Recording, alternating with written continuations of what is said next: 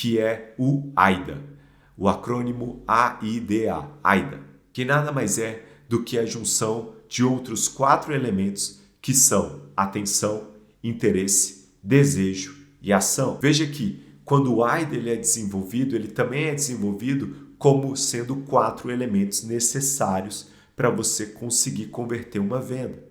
O AIDA ele nasce como um modelo proposto para poder orientar os publicitários a como desenvolver os meios de comunicação que eles escolhiam. Então significa que um formato de comunicação, seja ele qual for, precisaria primeiro ser capaz de chamar a atenção das pessoas, despertar o interesse delas naquele assunto, gerar o desejo pelo produto, pelo serviço e terminar com um empurrão de ação, o famoso CTA. Em inglês, essa chamada para ação era o Call to Action, que era o CTA.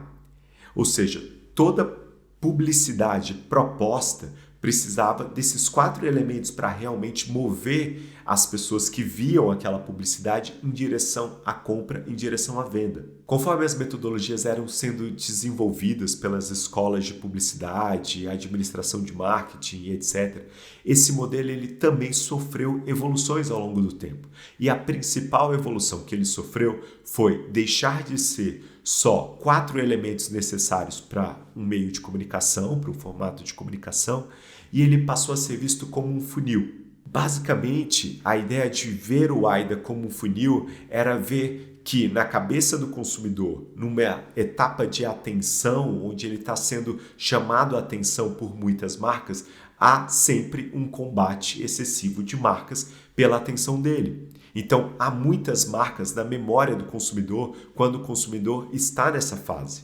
Todavia, conforme a jornada do consumidor vai progredindo, marcas vão sumindo da memória dele.